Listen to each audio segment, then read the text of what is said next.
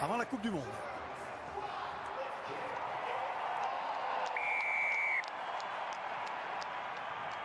Noah Lolesio, le demi d'ouverture australien, donne le coup d'envoi face à cette équipe d'Angleterre. Un partout dans la série de test match. Là encore, est-ce que le Sud va subir la loi de cette équipe de l'hémisphère Nord? Les Anglais qui ont, eux, a priori, on va dire...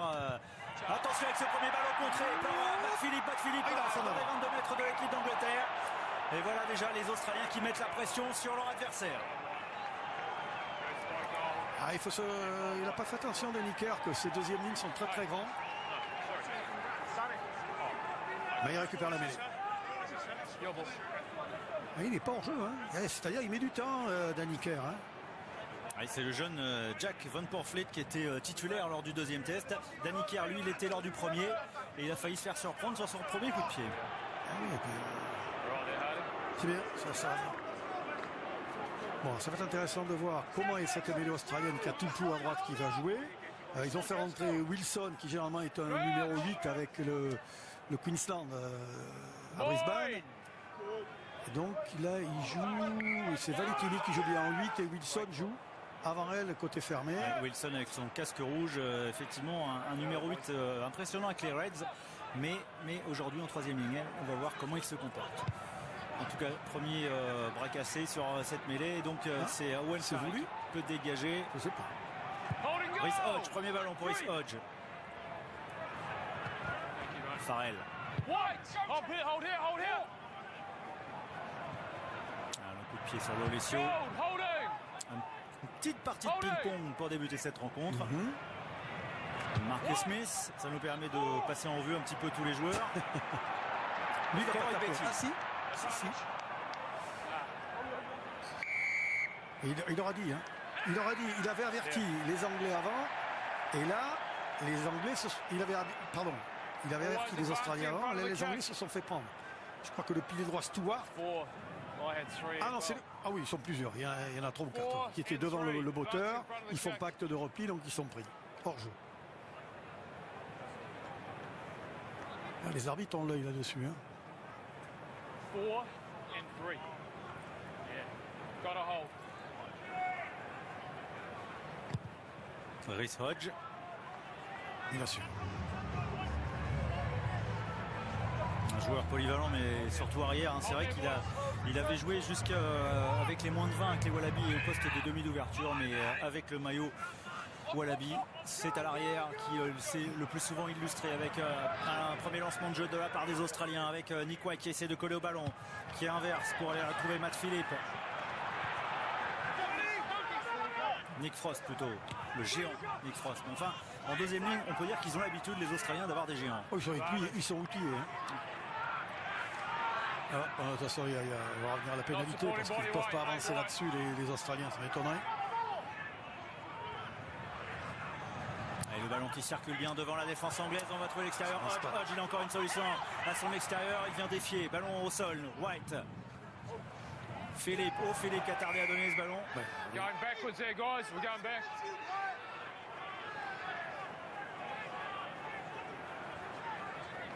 Le but ou la touche?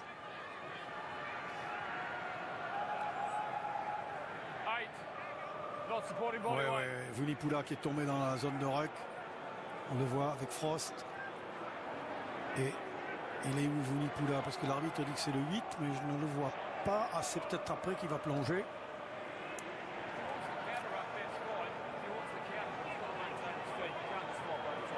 Les Australiens qui sur le match la semaine dernière, ils avaient pris trop de points en début de match et après ils avaient eu du mal à revenir, hein, effectivement. Et là, je crois qu'il prend le but.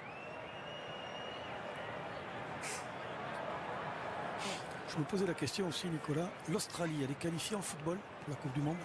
Je sais pas. Bon, je croyais. Bah non, je sais pas. Non, parce que... Dans la poule de la France. Je crois qu'ils sont qualifiés. Dans la poule de la France. Ah, mais ils sont qualifiés. Ah bon, quand ils me faisaient marcher, je sais pas. Ouais, c'est 2 fois qu'ils sont avec la France. Hein. L'équipe de foot, pas tout à fait. Oui, je sais. Mais bon. Et c'est pas plus mal que les Wallabies soient pas dans la poule de la France aussi. Mais ça aurait fait beaucoup les Blacks, les Wallabies. Bon, enfin, Lolesio, lui, il a intérêt à passer les buts parce qu'il ne faut pas en laisser trop en route face aux Anglais.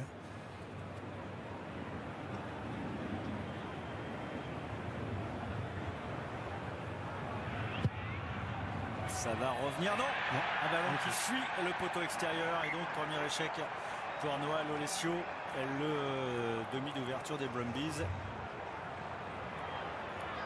Les Brumbies qui ont fait une belle saison de Super Rugby cette année. Ça marche bien.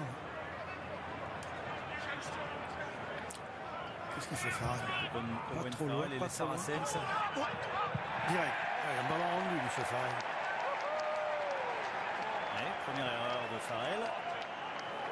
Est-ce qu'il y a de la tension en ce début de match? Oh, quand même, c'est un joueur qui a maintenant de l'expérience. Non, mais peut-être qu'ici, il a calculé, est-ce que je tape mi-long, long, court, et il s'est posé la question en même temps, certainement. Comment je fais? C'était trop long. Ouais, c'est direct. Donc il va y avoir une mêlée à l'endroit du coup de pied d'Owen Farrell sur la ligne des 22 mètres anglais.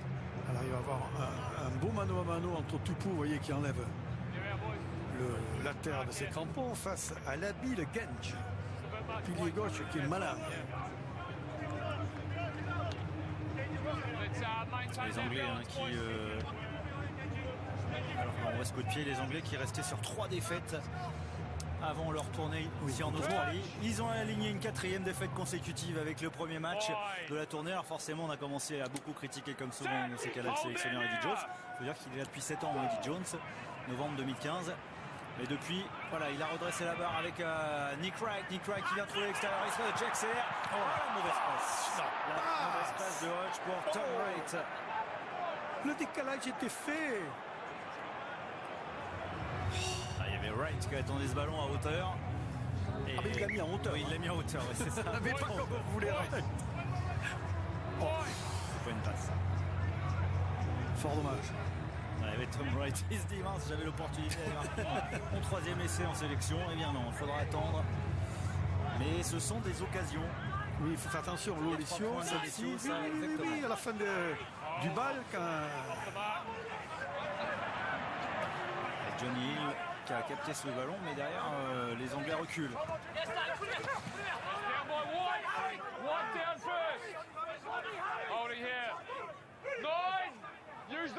Ballon pour Danny Kerr.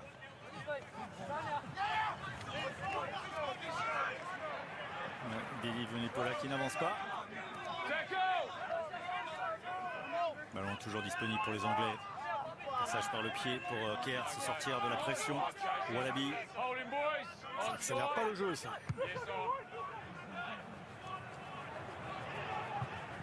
Il laisse sortir. Aïe.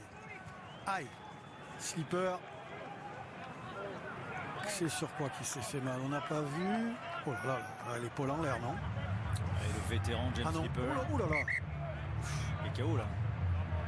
Non, il dit que c'est le coude ou le... Je sais pas. Il a mal en tout cas. Ouais, il va sortir. Bell va rentrer. Angus Bell.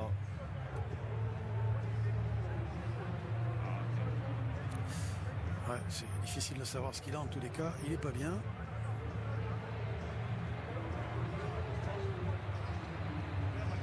Ouais, James Slipper du haut de 117 sélections. Tout à l'heure, je vous parlais des 122 de Michael Hooper. Il est pas mal non plus, hein, James Slipper, avec ses 117 sélections. Mais là, malheureusement, la 117... Ah, c'est lui qui vient percuter et qui se fait mal. Ouais, et la 118e pourrait être écourtée. Comment il fait là, le voilà. Il est tout simplement allé buter sur le rock. Sur Loves. Loves. Qu'est-ce qu'il fait finalement? Il reste. Oh, c'est peut-être un choc, un coup d'électricité, et puis ça va mieux. Il prend un truc et ça repart. Comme une publicité bien seul puni. James Slipper c'est ça, il a voulu faire mal et c'est fait. Voulu défier. Et pour lever quelqu'un, c'est ennuyeux. Dave Porecki.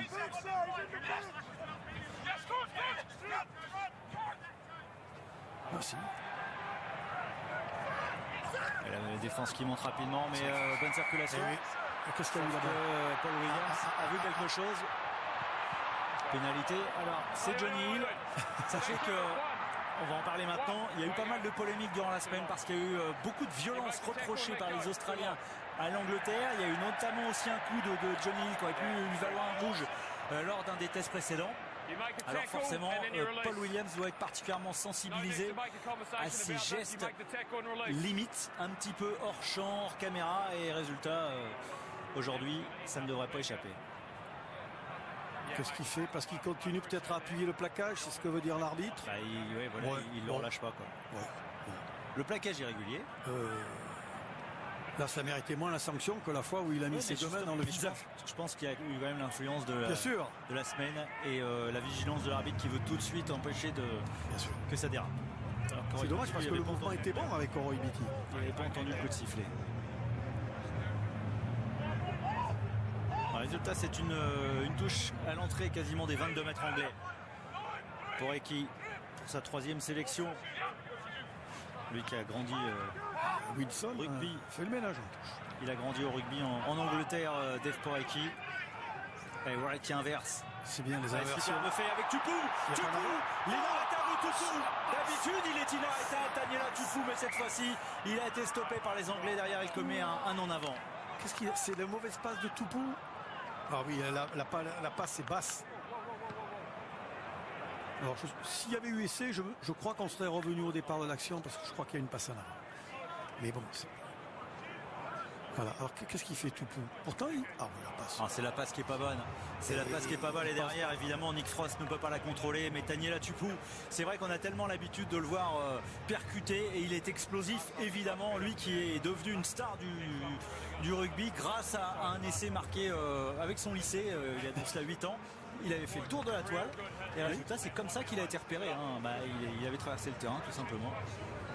Star d'internet. Il est vrai qu'il était déjà costaud comme ça en junior. Alors, effectivement, face à des copains qui étaient un peu moins gaillards, il pouvait traverser le terrain, il pouvait éviter 10 plaquages. Le tortongien, comme il est surnommé, Daniela Tupou. Et on l'a vu déjà la semaine dernière, il a fait mal à cette équipe anglaise. Il a quand même marqué le premier essai en puissance. Les Anglais qui restent dans leur moitié de terrain, c'est cette fois-ci qui obtiennent la pénalité sur cette mêlée. C'est logique parce que sur la mêlée précédente, il y avait eu un coup franc. Donc deuxième fois de temps mêlée, là, il met la pénalité. Et là, c'est Tupou. Avec Ellis Gaines qui vient lui expliquer ce qui s'est passé, mais qui ne l'a pas chambré. Le respect des deux piliers. Cela dit, l'Anglais perd une liaison, le pilier droit, Stewart. Il perd une liaison sur son vis-à-vis slipper. Ellis Gaines ici, futur joueur de Bristol, qui était à Leicester jusqu'à présent. Et vous voyez, 83% d'occupation territoriale pour les Australiens, mais 0 point. Prise de balle de Laws, sortie. Ludlam qui a trouvé Vulipola.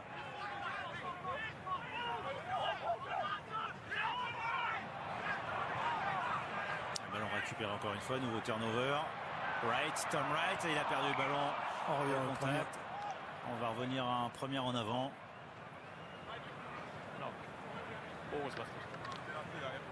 C'est un peu serré là, un peu tendu. L'image d'Eddie Jones. Ça manque de continuité. Oui. À certains moments, ça va être un peu plus speed. Bien joué. C'est Hooper. Ouais, Hooper. Hooper dans les rocks. Il a pris le bras de Daniker. Hooper dans les rocks, on connaît son côté poison.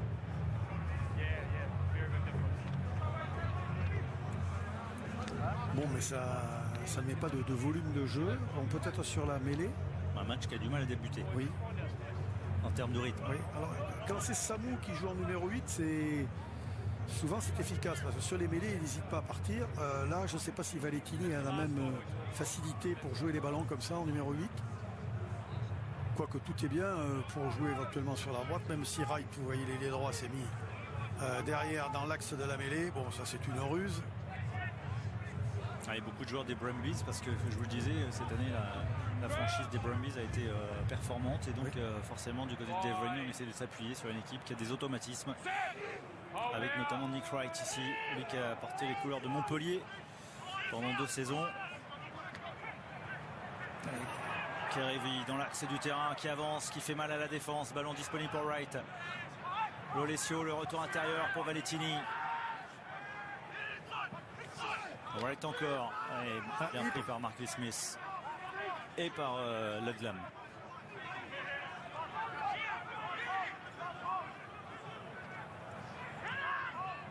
pote. Et interception de Jamie George.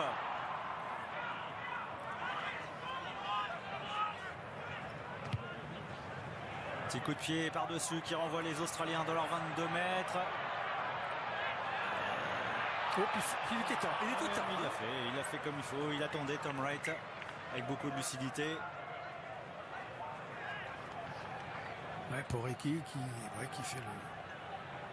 Ouais, mais qui fait une mauvaise passe. Et George intervient. Et là, ça arrive vite. Hein. C'est bien, Wright. Il a bien regardé, mais bon.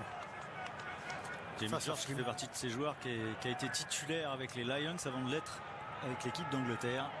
Oui, c'est pas courant. Hein. Il y en a deux. Il y a Jason Robinson et lui. C'est ça. Enfin, c'est ça. Il n'y en a pas eu beaucoup. Voilà, en tout cas sur les 20 dernières années. Hein, oui. Il y en a certainement eu avant. Oui, non, il y en a eu avant. Billy Vunipola dans son style caractéristique face à Harry Wilson. C'est pas échappé le jeune troisième ligne australien. C'est un test hein, quand même face à Billy Vunipola parce que c'est un sacré client. Oui. Dans le fermé, Marcus Smith. Oh, la passe tendue, c'est bien fait, c'est passé. Il a passé les bras sur Stewart. Il a retrouvé une solution avec Tommy Freeman dans les 22 mètres australiens. John Hill. On revient sur une pénalité. Bien fait ça. C'est Stewart qui décale là. Ouais, Freeman. C'est bien. Oui, mais après ils sont pas assez vite replacés et il était pris.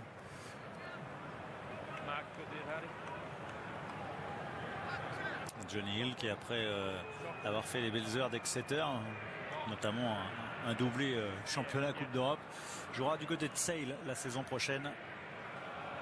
Freddie Stewart lui sera toujours à Leicester, titulaire hein, sur les trois tests. C'est une sacrée trouvaille ce garçon là. Qui est étudiant, hein, il est à l'université à Loughborough. Alors pour ceux qui ne connaissent pas Loughborough, je vais vous dire ce que c'est. C'est une université très connue dans les Midlands en Angleterre, où des gars qui font de l'éducation physique, mais aussi autre chose, de la psychologie ou autre, sont étudiants. Et lui, il fait des études de psychologie justement pour gérer le stress, les ballons, etc. C'est quand même l'université d'où sort Sébastien Coe. Le grand Sébastien Coe. Sir, exactement, oui, qui était le patron des Jeux Olympiques à Londres en 2012, qui a battu les records du monde du 15, du 8 et du mile. Grand athlète. Owen Farrell peut-être pour l'ouverture du score. L'Oesio a eu une opportunité précédemment pour l'Australie. Là, c'est au tour du centre aujourd'hui. Anglais. Il y a du vent.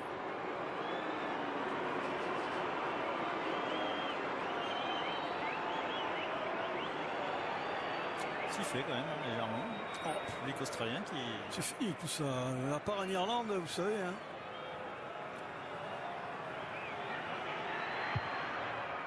Impeccable. Impeccable. L'Angleterre mène 3-0 après 17 minutes de jeu. Voilà. À l'économie, mais facile. 3 points. Oui, il y a eu 80% d'occupation territoriale pour les Australiens. Voilà. Ils n'ont pas marqué. Les Anglais viennent. Eux, ils y parviennent. C'est vrai que les Anglais, ils savent avoir une approche économique, ils savent faire la part des choses, ils ne se lancent pas n'importe comment. Pragmatique. Oui, c'est ça, ça fait partie du tempérament anglais. J'ai bien dit anglais, pas britannique. Bah, on occupe. Rhys Hodge. Il a voulu prendre de la vitesse, il n'y a pas réussi. Et c'est Freeman qui s'est fait légèrement mal à l'épaule. Slipper lui a récupéré apparemment. Ouais, il s'est couché quand même hein, lors du plaquage là sur James Slipper. L'arbitre ne dit rien. Passe à Amy. Avance.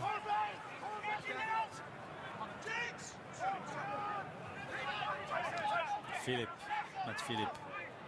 Ballon disponible pour Nick Wright. Ah, il a croisé. Avec beaucoup de passages, avec beaucoup de leurres, mais ça n'a pas troublé la défense anglaise et Marcus Smith qui parvient à dégager son camp. Et super coup de pied parce que regardez comment il recule les Australiens et il a suivi Marcus Smith pour mettre la pression sur Tom Wright. Le résultat en décalant, ils sont fermés l'angle. Ouais, mais beaucoup de pieds, très beaucoup de pieds. parce que l'angle s'était refermé, mais Rhys Hodge a réussi à allonger. Ce qui est étonnant, c'est que les Australiens se séparent aussi vite du ballon. Je ne comprends pas pourquoi ils n'insistent pas, parce qu'ils ont quand même des troisième lignes qui sont très opérationnels, et puis ils ont surtout des joueurs au milieu de terrain comme Kerevi et Paisami. On l'a vu avec Paisami qui fait une avancée de 10 mètres. Je ne comprends pas qu'il n'essaie pas d'en faire un peu plus. Bon, touche. Ah, les moustaches de Nick Wright. Ah, c'est quelque chose, hein. Pèse de balle de Lodz, le capitaine du 15 de la Rose. Jamie George derrière ses coéquipiers pour essayer d'avancer. Ça ne progresse pas pour l'instant. C'est bien défendu par les Australiens. Il va falloir jouer. Il y a l'apport de Ludlam. Il n'avance plus. Et le ballon ne sort pas. Les Australiens pourraient bien le récupérer s'il ne sort pas. One, voyons. Bah oui, mais ça fait il était temps. Il était temps. On fait rien. Cela, c'est une sacrée épreuve de force. Ils y laissent tous du jus. Hein. Beaucoup de jus laissé dans ce maul. C'est bien tapé. Impeccable, Wright. Allez, vite à gauche. Sympa. Voilà. Kerevi Hooper, bien joué. Paisami pour Corey Betty. Corey Betty qui va accélérer. Corey Betty qui a cassé un premier plaquage, mais derrière, qui est repris. Ballon pour Nick Wright. Le coup de pied de Wright, je suis pas sûr que ce soit la plus belle des inspirations. Et oui, il était hors jeu, il touche le ballon devant. Qui c'est qui touche le ballon devant? C'est Paisami. En jeu. Ouais, c'est ce que je vous dis. Ils se séparent un peu trop vite du ballon, les Australiens. Alors que là, ils avaient fait le bon choix pour jouer très vite derrière avec Corey Beattie qui peut avancer. Mais regardez, les Anglais sont vite regroupés sur la phase défensive. Hein. Et là, il joue au pied sur Nowell. Il n'a pas regardé Nick White. Il a cru qu'il y avait de l'ouverture. Ouais. Dave Rennie n'est pas content. Dave Rennie qui était aux commandes de cette sélection depuis la dernière Coupe du Monde. Enfin, après la dernière Coupe du Monde. Oui, bien sûr. Dave Rennie, un excellent entraîneur. Avec bonne passe de Farrell, Jamie George, et ça va sur l'extérieur. Freeman qui accélère. Freeman qui accélère dans le coin à 5 mètres. Et qui vient être propulsé en touche grâce à une grosse défense ils vont de vérifier Kerevi, le plaquage, je crois. Je crois qu'ils vont vérifier si le plaquage n'est pas à l'épaule. On va regarder, ça c'est Farrell qui est bien dégagé. Stewart alors. Regardons. Ah non, ah si après. Vous êtes rentré dans le gap, dans le couloir avant. Corey Beattie et Kerevi qui se sont chargés de Freeman. Oui, mais juste c'est bizarre parce qu'il m'a semblé que l'arbitre de touche faisait signe à l'arbitre de champ à Williams pour, je sais pas, peut-être au sujet de ce plaquage. Tommy Freeman, qui fait de sa deuxième sélection, parce que tout à l'heure je parlais de Cathy Freeman. Rien à voir évidemment. Cathy Freeman, championne olympique du 400 mètres à Sydney, donc à quelques kilomètres seulement du Sydney Cricket Ground. Courtney Lawes qui est vraiment la cible privilégiée sur les touches. Pour l'instant impeccable dans ce secteur de la conquête. Rhys Hodge, Stewart. Superbe Freddie Stewart qui entre dans les 22 mètres. Derrière le ballon déblayé. Ludlam, non, c'est Michael Hooper. Ah non, il n'est pas sanctionné. Il a cru White que c'était Hooper qui était sanctionné. Voilà, c'est Nowell qui est rentré sur le côté. C'est vrai que Hooper était limite. Ouais, magnifique Stewart. Quand je vous parlais que ce type fait un travail de psychologie pour éviter le stress sur les ballons hauts. En même temps, c'est le même gabarit que Jordi Barrett. C'est un 96 100 kg. Donc ça aide. Hein. Hodge il est grand, mais Stewart il est plus grand encore. Mais c'est un sacré joueur. Ils l'ont trouvé là. Magnifique joueur. Ah ouais. C'est intéressant parce que vous pouvez envoyer des quilles. Vous savez que défensivement il est sûr et offensivement il va les chercher. Alors. Ils essayent de dynamiser. Corey Beattie qui a trouvé, qui a réussi à bloquer et à consacrer le défenseur Tom Wright. Tom Wright, il y a une solution avec Nick Wright. Nick Wright a positionné le 1-2 magnifique. Et Tom Wright qui marque le premier essai pour l'Australie. Ça chante. Ah bah ouais, mais là, tout à l'heure, il avait eu une balle d'essai mais mal donnée. Et cette fois-ci, il n'a pas manqué. Superbe 1-2 avec Nick Wright, son demi de mêlée. Premier essai. essai pour les Wallabies. C'est ça, c'est ce qui est bien, c'est que ça joue juste, c'est parfait. Regardez, après il y a quand même, c'est Koroibiti qui fait le bon travail. Ah, il concentre la défense. Mais plaquage manqué, voilà. Concentre 3 défenseurs. Oui. Là ça revient, Koroibiti est toujours là, en sentinelle éventuellement. Ah, il a fait un travail remarquable, Koroibiti. C'est bien, hein. Et Wright qui regarde bien, il regarde, franchement, il fait pas n'importe quoi, il essaie pas d'accélérer. Il a vu que White est mieux placé, paf, c'est ce qu'on vous dit toujours. Quand vous courez et que vous avez un défenseur qui vient sur vous, ralentissez un petit peu et redonnez à votre partenaire qui est décalé. Et éventuellement, si le partenaire, eh bien, lui est pris, il aura le temps de vous refaire la passe. Et Freddie Stewart n'a même pas eu le temps de brancher, il s'est fait repousser rapidement. Koroibiti, regardez les yeux de Koroibiti qui voit Stewart. Oh, il faut dire qu'il ne s'aime pas beaucoup. Les Australiens, bon, ça part de l'histoire, bien sûr, vous avez parlé des aborigènes, mais que l'Australie a été colonisée par les Anglais parce qu'on y envoyait les prisonniers de droit commun, hein, qui allaient pas aux galères, mais qui étaient là-bas dans des camps. Les camps de concentration, si vous voulez. Ça, c'est parfaitement joué. C'est Farrell qui manque à la cuillère. Ah, c'est remarquable. Ah non, c'est pas Farrell. C'est vraiment bien fixé c'est très bien. Partout. Hein. Parce que le travail au départ et puis ensuite le 1-2 avec double fixation. Excellent travail des Australiens qui prennent l'avantage pour la première fois du match après 25 minutes de jeu. Lolesio a complètement manqué son premier coup de pied. Attention parce que c'est parti sur la droite alors que généralement il enroule. Hein. Il enroule, il fait du... Avec les drapeaux. Voilà, normalement ça doit faire droite-gauche. Et ça fait à gauche. Non, si ça rentre. Eh ben. Oui, il enroule, c'est ça, mais cette fois-ci ça marche. Ça fait 7.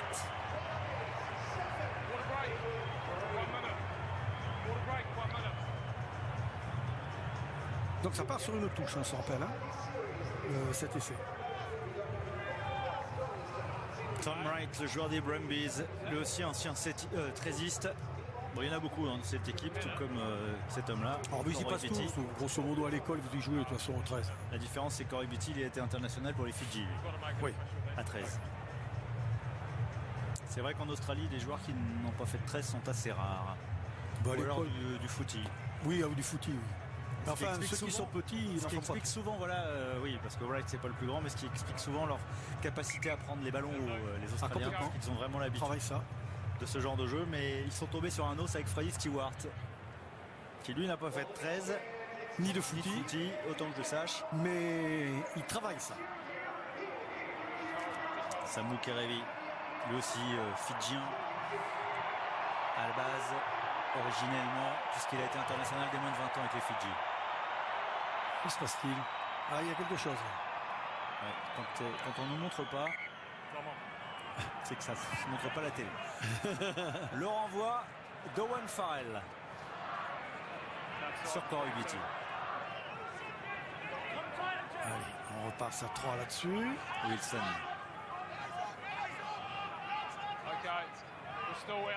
Le pied de White. Alors il y a White et Wright qui a marqué l'essai. C'est Jack Nowell, non c'est Koroibiti, pas l'envoyer. Et encore une fois la grande taille de Stewart, mais Michael Hooper vigilant. On revient au Pomerada. Pas beaucoup de fautes de main depuis le début du match. 4 ballons perdus par les Australiens, 3 par les Anglais. 123e match avec le maillot des Wallabies pour Michael Hooper. Alors je les ai pas tous vus, mais franchement j'ai rarement vu Michael Hooper passer à travers un match. Oh, oui, parce qu'en plus il est tombé dans une équipe australienne qui était un peu en dépression, qui n'a jamais été trop dominatrice. Donc c'est vrai qu'il tirait toujours son épingle du jeu, on le voyait beaucoup, quoi, parce qu'il en faisait, le pauvre garçon. Et il en prenait aussi. Parce que non, mais dans son style, hein, évidemment. C'est ça. Pas un garçon qui traverse le terrain, mais c'est un poison dans les rucks. Ah, complètement. Bon, à l'époque où il était avec Pocock, c'était une doublette infernale. Sénateur provincial maintenant. Très engagé politiquement, Pocock. Oui, en fait, pas vraiment droite-gauche, mais bon, engagé politique. C'est surtout sur le climat. Hein. Oui, c'est mais un vrai écolo, lui. S'il y a des faux. Voilà. On va revenir au rugby avec 7-3 donc pour les hommes de Michael Hooper. En plus, Pocock a une drôle d'histoire, hein, parce qu'il était au Zimbabwe. Il racontait que quand son père partait 3 ou 4 jours pour travailler dans la campagne, il restait seul avec sa mère et ses frères. Il avait 12-13 ans, il dormait avec le fusil sous le lit. Il faut déjà avoir le mental. Hein. Puis après, ses parents étaient obligés de quitter le Zimbabwe pour les raisons que tout le monde connaît. Ils se sont installés à Perth et ensuite à Sydney. Fine. Set. Hold. Corey Beattie qui vient toujours, vous voyez. Ouais, exactement, mais on a choisi Kierevi et puis on a choisi d'aller vite toucher l'extérieur. Hodge, le crochet intérieur pour se défaire de Marcus Smith, me semble-t-il. Kierevi. Toujours dans le fermé. Et Corey Beattie du bout des doigts est allé capter ce ballon. Corey Beattie qui avance. Corey Beattie qui se défait le 3-4 anglais pour entrer dans les 22 mètres. Wright avec Wilson. Le ballon vite sorti pour Frost. Frost qui avance. Les Anglais sont acculés. Les Anglais reculent. Avantage. Quelle performance encore une fois de Marika Corey Beattie. Et on l'a vu sur l'action. Hein. Il est dans le prolongement de la mêlée. Puis on le voit qu'il court. Il est tendeur dans un premier temps. Puis après il intervient. Il est très très dur à arrêter. Hein. Et l'œil noir de Billy Vunipola parce que c'est dur. Regardez Corey Beattie, il la prend du bout des doigts. Alors sur ce crochet déjà il en met un. C'est Kerr, puis après Farrell.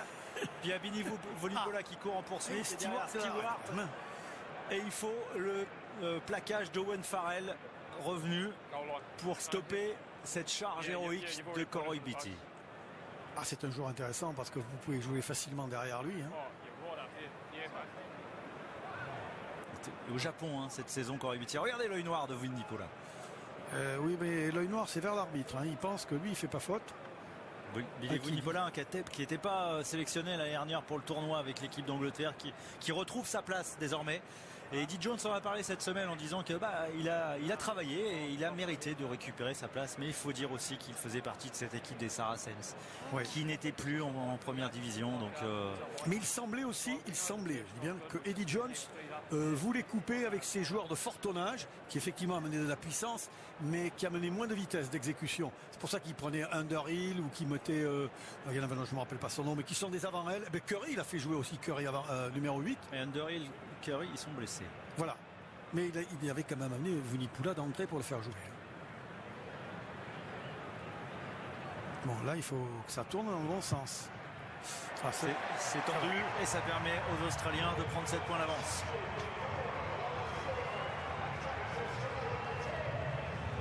Ah, les Australiens se sont imposés. Hein. Ouais, on a mis 20 minutes vraiment à entrer dans cette rencontre. Oui, parce que les Anglais font rien. C'est vrai qu'ils ne proposent pas grand chose. Il reste 10 minutes sur cette première période. Pour l'instant 10-3 pour les Wallabies. Avec Passaimi. C'est sûr que physiquement, les Australiens défient énormément leurs adversaires et pour l'instant sont en train de prendre le dessus. Wilson est dans un rôle qui n'est pas trop celui auquel on est habitué quand on le voit jouer avec les Brumbies. Les Reds plutôt. Oui. Mais ils aiment ça, défier physiquement, hein, les Australiens. C'est dans leur gène, de par le 13, de par le footy, ils aiment bien physiquement. Je me rappelle dans les années 80, 70-80, ils avaient des avants d'une rudesse. Ils doivent se dire que cette année, il y a peut-être quelque chose à faire dans le Rugby Championship face aux Néo-Zélandais. Bien sûr, et puis à la Coupe du Monde. Eux qui ont gagné leur dernier Rugby Championship, c'était en 2015. Non, ils ont gagné juste avant la Coupe du Monde. Alors, je ne l'ai pas noté, je me rappelle. Non, je crois que c'est 2015 leur dernier Rugby Championship. Jamie George, le retour intérieur, non. Ballon qui est gagné par les Australiens. Avec Porecki. Ah, il prend une pénalité derrière. Bon. Vous avez gardé le ballon au sol, dit l'arbitre. Peut-être prendre le but parce qu'ils n'ont pas trop d'occasion de marquer, les Anglais. Voilà, George. Le ballon tombe et là, les Australiens le récupèrent. Il y a un plaquage et ils ne lâchent pas. Alors, quelle est la décision des Anglais? Il montre beaucoup Vunipola, mais c'est pas lui qui décide si on tape en touche ou si on prend le but.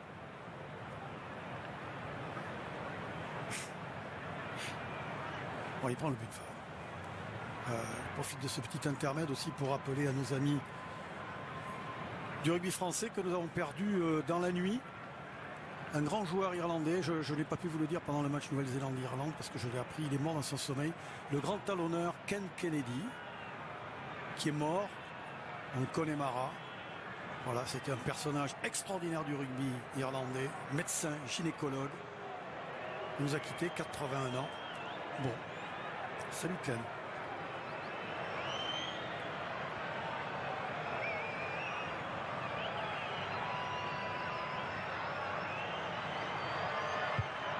Owen Farrell avec pas grand chose qui revient, permet à l'équipe d'Angleterre de revenir à 4 longueurs. C'est une arme extraordinaire. Indécise. C'est bien en 2015, la dernière victoire d'Australie en rugby championship. En 2019, c'était l'Afrique du Sud. Et la semaine dernière, je crois qu'il avait marqué 6 buts et manqué qu'un but, Farrell. Ça compte dans les matchs. Il a manqué qu'un coup de pied depuis le début de la... depuis le début, oui, d'accord.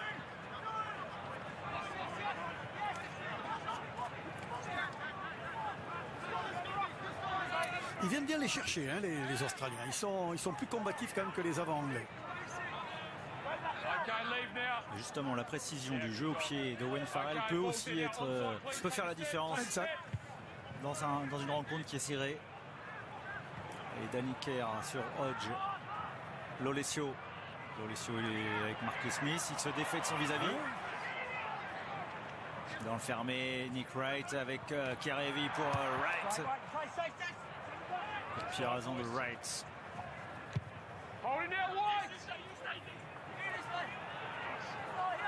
Non, on ne peut pas jouer vite. C'est pas la peine. C'est Danny Kerr qui avait eu aucune sélection avec le 15 d'Angleterre depuis novembre 2018 jusqu'à cette tournée. Oui, parce que c'est pareil, il manquait des joueurs. Je crois que, comment il s'appelle, Young n'a pas pu venir. Je vous ai donné tout à l'heure la liste des blessés.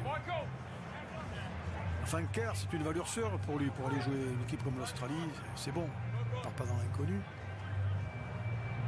Mais il a amené le petit jeune, là, qu'il a fait travailler. Ouais, prise de balle de Valentini sur cette touche. Wright, Lolesio qui temporise, qui vient fixer. On allonge pour Corabiti en bout de ligne face à Nowell.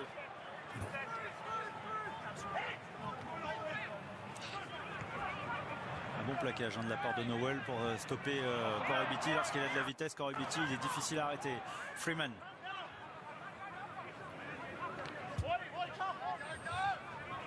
« 4 minutes encore dans cette première période avec une passe basse mais captée avec Stewart qui est passé. Stewart qui parvient à passer les bras.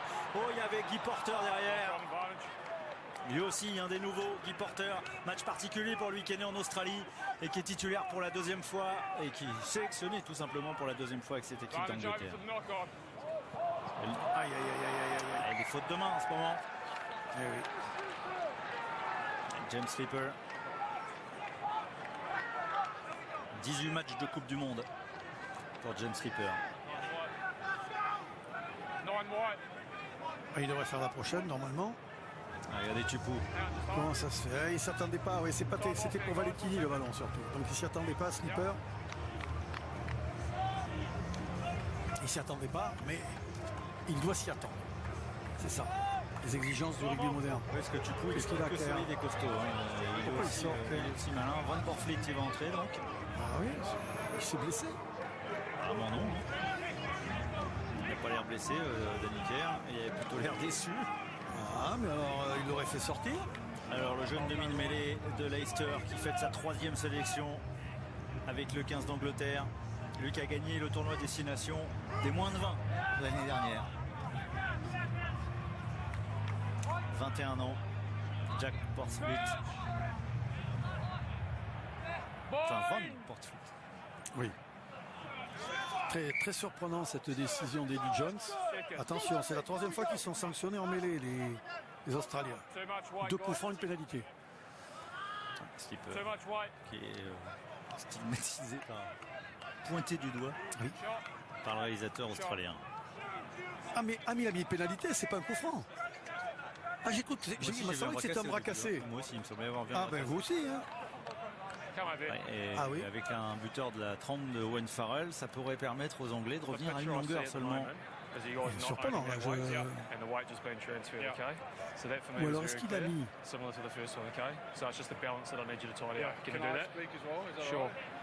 I'm letting them set first, so we can control that space.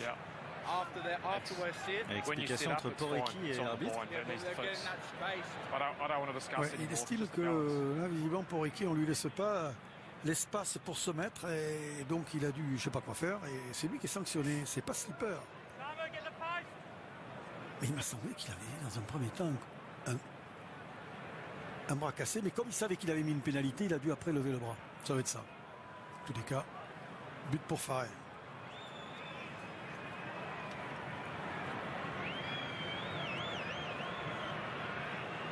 « 20 points la semaine dernière pour Owen Farrell. Déjà 6 dans ce match.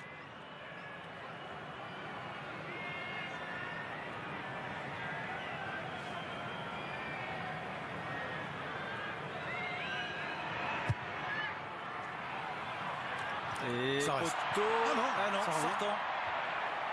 Premier échec, le deuxième échec seulement d'Owen Farrell depuis le début de cette tournée en Australie.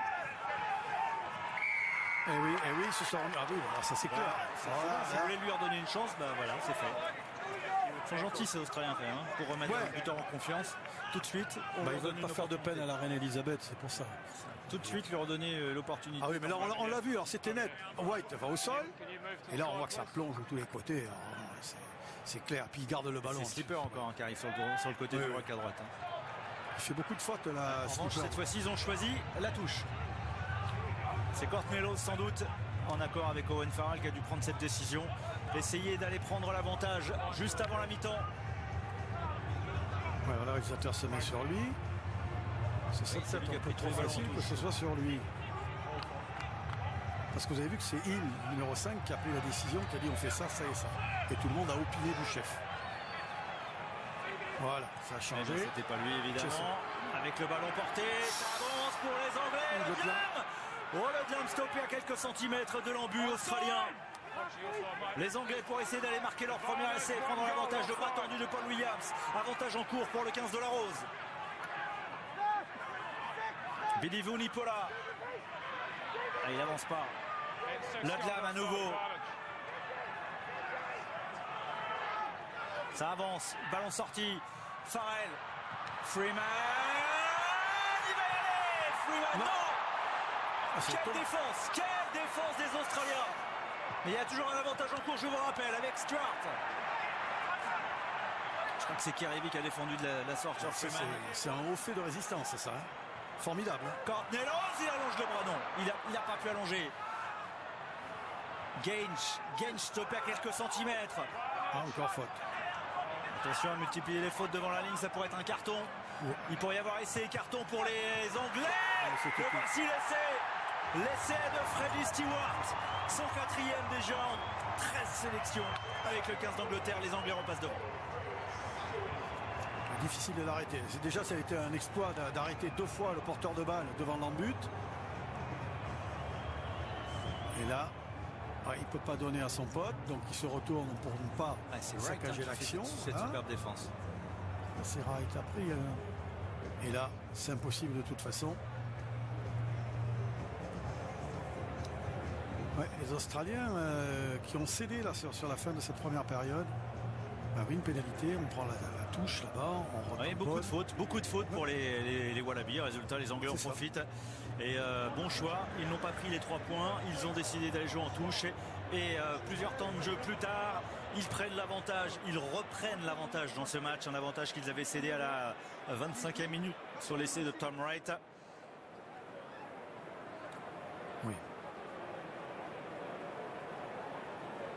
Et Stewart ne peut pas être stoppé cette fois-ci par Tom Wright et par Nick Frost. La transformation d'Owen Farrell peut porter l'avance des Anglais à 3 points, comme en début de rencontre.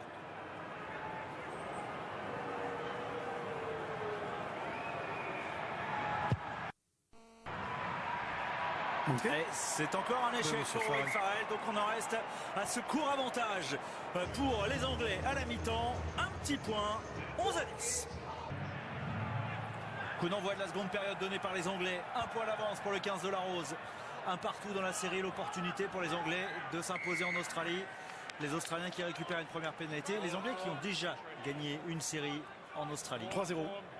Ils avaient gagné 3 tests et c'était Eddie Jones déjà qui était l'entraîneur. De l'Australie à l'époque. Non, il était entraîneur de l'équipe d'Angleterre. Non, c'était en quelle année ça? Je ne me rappelle plus. Oui, c'est 2018, pardon, bien sûr. Oui, c'était Eddie Jones. C'était Eddie Jones. Ce qu'il y a, c'est qu'il a entraîné les deux équipes. Exactement.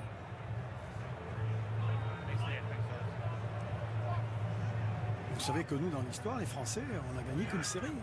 Enfin, une victoire et un nul en 72, l'équipe de Walter Spanghero. On n'a pas fait des miracles là-bas. Lolesio, Corey Betty qui allonge pour aller trouver Tommy Wright. Repris par Stewart. La cache sur Corey, oui. Ah oui. Il est haut. Un peu trop haut en tout cas.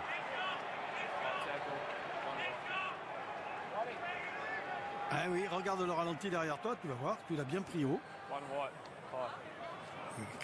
Corey qui se baisse et Genge qui ne lâche pas les treintes. Donc il est sanctionné le joueur de Leicester. C'est très net comme plaquage, devant l'arbitre. Porecki qui a déjà joué, donc je vous le disais, en Angleterre, du côté des Saracens, c'est des London Irish, même s'il est revenu en Australie, côté Waratahs.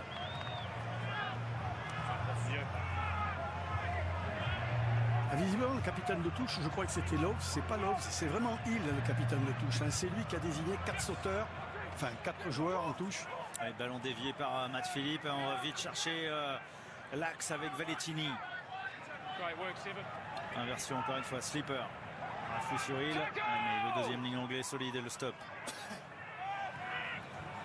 Porecki, bloqué par Chesham. Jeune deuxième ligne. Titulaire pour la première fois, Daniel Atupu qui entre dans les 22 mètres. Le soutien est là, les Wallabies peuvent enchaîner.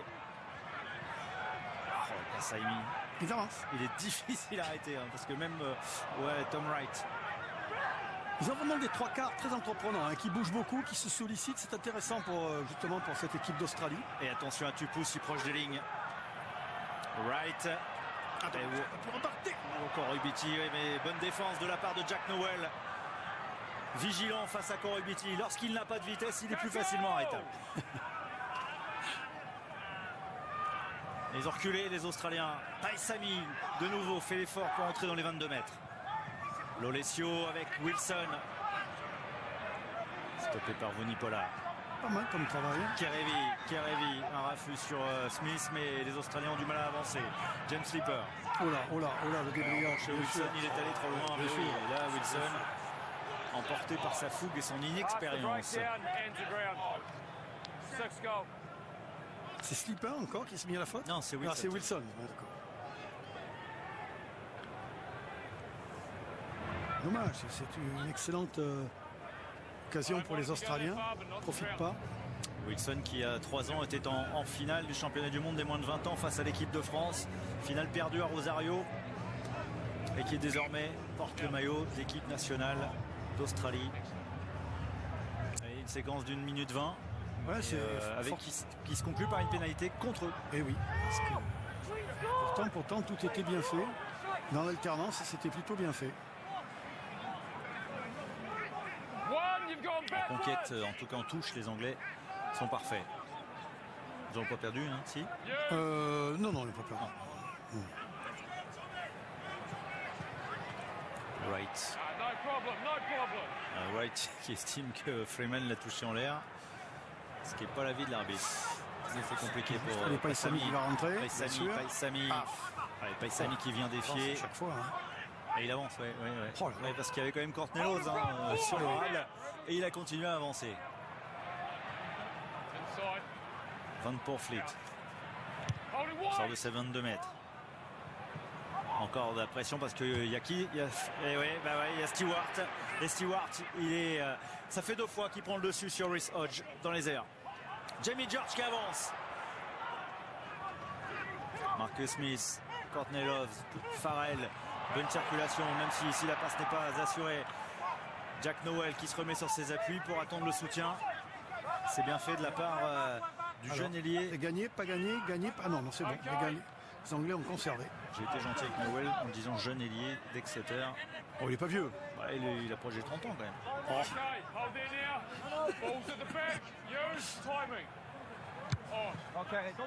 Lui, il est jeune. Jack Van Portsmouth. Et il a eu talent.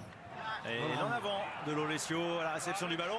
Et Jack Nowell justement qui récupère. Mais là il était seul, Jack Nowell. Il parvient à passer les bras. Il parvient à trouver du soutien. C'était porteur derrière le jeu qui rebondit. La vista d'Owen Farrell. Un ballon qui sort en touche. Il y avait peut-être mieux à faire. Hein.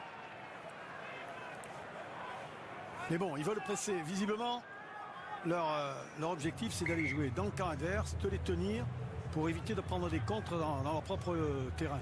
Donc c'est pour ça qu'ils rejouent au pied. Ils n'essaient pas de... Parce que là, ils peuvent quand même essayer de jouer. On peut essayer de jouer le coup. Ils sont, au total, il y a 4 blancs contre 2 jaunes. Cohen qui rentre. Et il fait du coaching rapide. Hein. Le Cohen qui à la place de Jamie George. Allez, la saison était longue. Pour tout le monde. Exeter. C'est le club de Luke Cowan-Dickey qui avait participé l'été dernier à la tournée des Lions.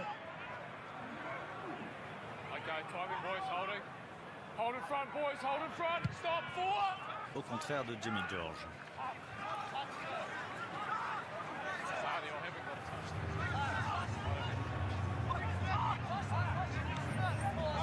Mais on ne sent pas encore d'un côté comme de l'autre 2 équipes mûres, comme on l'a vu par exemple avec l'équipe d'Irlande qui est vraiment en pleine possession de ses moyens en ce moment. On voit que c'est des équipes encore qui construisent, qui se cherchent. Des 2 côtés. Les Australiens, eux, c'est vrai qu'à part la Coupe du Monde, c'est quand même une équipe qui a du mal à retrouver son lustre d'antan. Même si en Coupe du Monde, c'est toujours une équipe redoutable parce qu'ils sont souvent là. Oui, et puis ils vont récupérer quand même quelques cadres là hein, pour jouer en Coupe du Monde.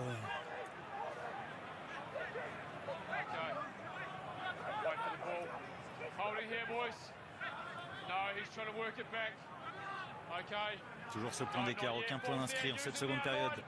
Après 7 minutes de jeu, Nick White.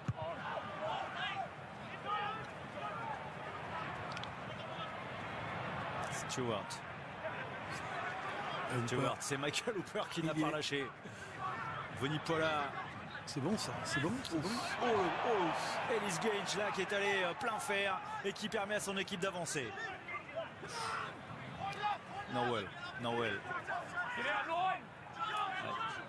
Les Australiens bien inspirés de ne pas relâcher à chaque fois hein, parce que ça avance côté anglais. Ellis Gage pour la deuxième charge dans cette séquence de jeu. Farrell, Smith avec de la vitesse. Stewart. Non, c'est pas Stewart, c'est Freeman. Freeman à hauteur qui est arrivé pour soulager Owen Farrell. Van Portsmouth avec Ellis Gage. Ellis Gage, c'est la 3e charge en ce qui concerne le pilier gauche de cette équipe d'Angleterre dans cette action. Et les Anglais récompensés par une pénalité face au poteau. Alors quelle activité de la part d'Ellis Gage sur cette action, sur cette séquence de jeu.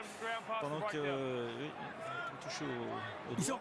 Ils sont très très bien outillés les Anglais, bon d'une part avec leurs avants qui rentrent, comme Genge là qui va rentrer, qui va casser un plaquage, mais aussi quand on voit Stewart et Freeman qui arrivent sur la ligne de défense, ce sont des joueurs quand même qui font des différences, et même s'ils passent pas régulièrement, il faut reculer la défense et c'est important pour les autres qui vont arriver derrière. La preuve c'est que Hooper va se mettre en position de hors-jeu parce qu'il faut vite venir au secours de la patrie. Et qui arrive renversé 2 fois par Ellis Gage dans cette séquence. Face au poteau. Là c'est cadeau pour Farrell, même s'il est aujourd'hui à un étonnant 50%. Farrell. Ça fait mal au doigt. Et Owen Farrell va se faire un malin plaisir de porter l'avance à 4 points pour les Anglais.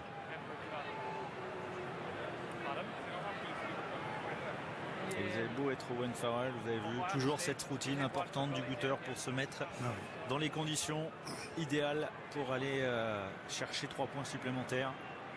Ce n'est jamais acquis d'avance. Mais ça passe.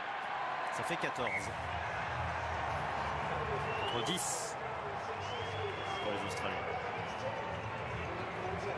Et encore, il a manqué des points, comme vous le disiez. Enfin bon, pour Eddie Jones, ça se passe pas trop mal. C'est vrai que lui aussi, il est comme Foster, l'entraîneur de All Blacks. S'il venait à perdre la série en Australie, ça grincerait des dents. Déjà que ça grince. Oui, parce que le tournoi n'a pas été merveilleux. Il y a eu aussi cette énorme raclée reçue face aux Barbarians.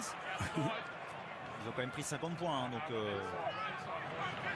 avec vraiment beaucoup de Français quand même, hein, dans cette équipe des Babas britanniques. Dirigée par Fabien Galtier.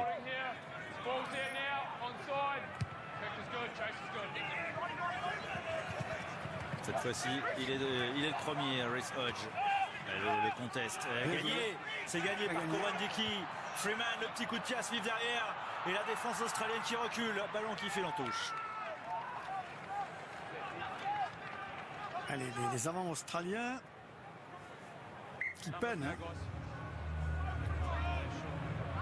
Il va faire du coaching. Ouais, c'est ça, il sort slipper déjà. Et c'est Bell qui devrait rentrer. Après, il y a un gros banc côté, côté australien. Il a la Tola, il a Leota, la Samu. Et un petit nouveau dont on attend beaucoup aussi, Suliasi Vunivalu.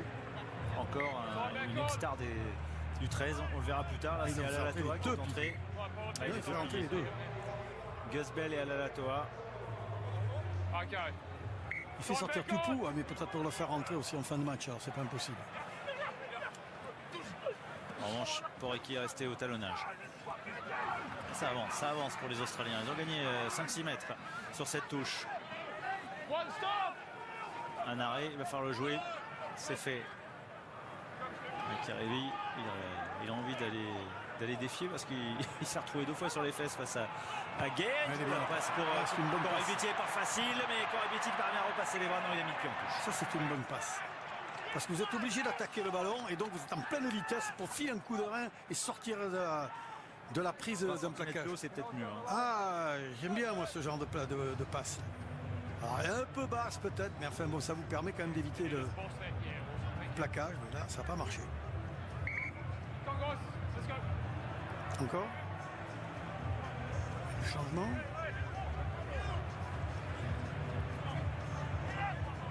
Ah, je crois qu'il demande des chandelles. Hein. Jack Nowell, 42e sélection aujourd'hui. Et ballon dévié par Hill. Pas contrôlé.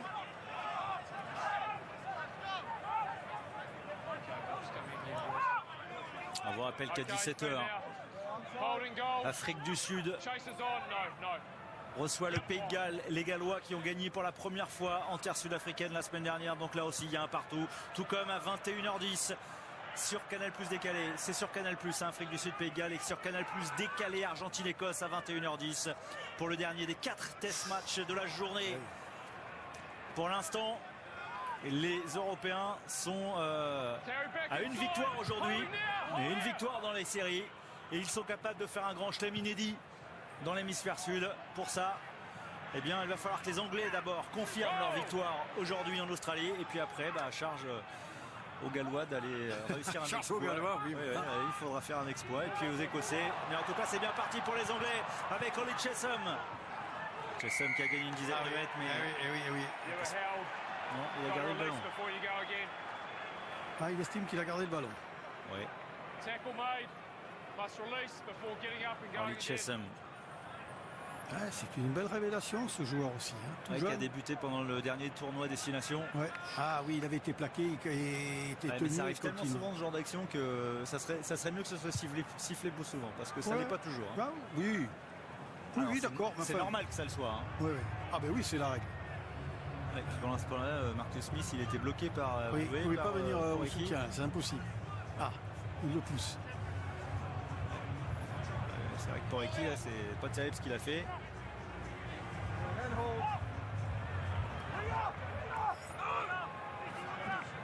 Smith maintenant qui est installé. Attention, et ce ballon il est gagné par Marcus Smith. J'allais dire qu'il était installé dans cette équipe d'Angleterre et il va le prouver en allant marquer le deuxième essai. Marcus Smith, la pépite des Harlequins, qui porte l'avantage à 9 points. Là, ils se sabordent les Australiens. Se lancer, c'est une catastrophe. En plus, il est récupéré, je crois, par Lolesio qui commande en avant. Ah, c'est du rugby de deuxième division, là. Hein. Ça va pas. Voilà, et puis bon, Smith, il va vite. Il n'y a que Nick White qui peut courir derrière lui, mais de toute façon, c'était fait. Ah oui, là, ça... C'est le plus gros écart de ce match. 9 points d'avance pour les Anglais de l'inévitable Monsieur Smith désormais. Lui qui l'année dernière a explosé à la face de l'Angleterre et de l'Europe également, parce qu'il a été le meilleur réalisateur de Premiership, le champion d'Angleterre avec les Harlequins, et ensuite il a connu les joies de l'Angleterre, du 15 de la Rose, du maillot frappé du 15 de la Rose, et il a pris ça comme si c'était normal, facile, et comme s'il l'avait déjà fait depuis longtemps. Ce n'est que sa 13e sélection. Ouais, et Marcus Smith, malgré ses 23 ans, est en train de s'installer. Et c'était un choix courageux de la part d'Eddie Jones, parce qu'il a déplacé Farrell en 12, en premier centre, pour mettre Smith. Et vous voyez que c'est quand même Farrell qui reste le buteur, donc, et qui n'est plus capitaine. C'est bon. Oui, mais il y avait Fort Farrell pendant un temps. Oui. Mais maintenant, forcément, c'est... Ouais, les Australiens. C'est une nouvelle génération. Et Smith s'installe au poste de demi d'ouverture de cette équipe anglaise. Farrell a l'opportunité de porter l'avance à 11 points. Voilà qui est fait. Plus 11 pour les Anglais alors qu'il reste 25 minutes à jouer.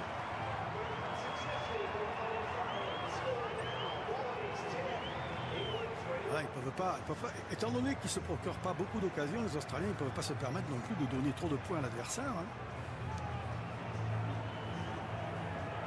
Et là, ça va être difficile parce que les Anglais vont jouer avec un petit matelas de points. Et regardez cette prise de balle très importante de Johnny Hill sur le renvoi. Fenga est entré à la place de Porecki au talonnage côté australien. Pete Samu également à la place de Wilson, qui a eu du mal à se mettre en lumière, alors que Mako Vunipola est entré à la place d'Ellis Gange sur la transformation. Ouais, Wilson qui a eu du mal à se mettre dans la peau du troisième ligne L, alors qu'il joue en troisième ligne centre en club. En manche là, Harris Hodge, il est arrivé avec de la vitesse.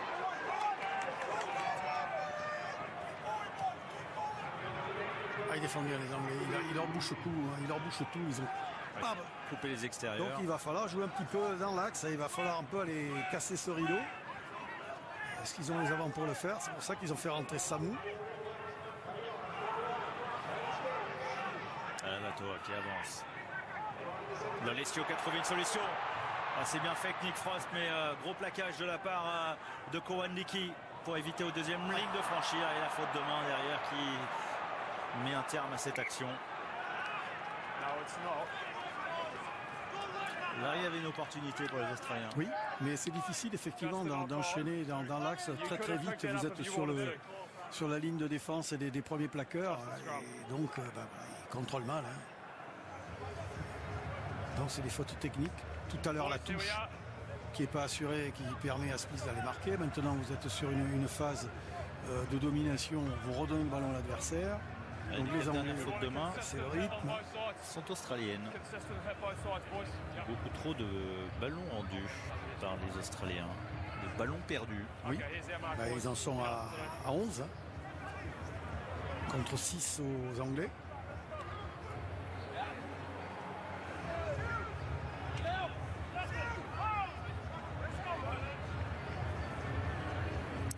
Points, c'est pas rédhibitoire, mais il ne faudra pas en perdre beaucoup plus. Voilà, c'est ça.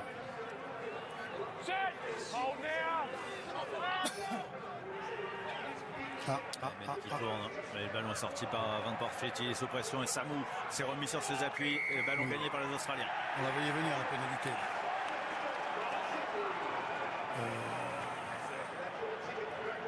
Pete Samu qui est allé mettre la pression de troisième ligne. Voilà, c'est ça.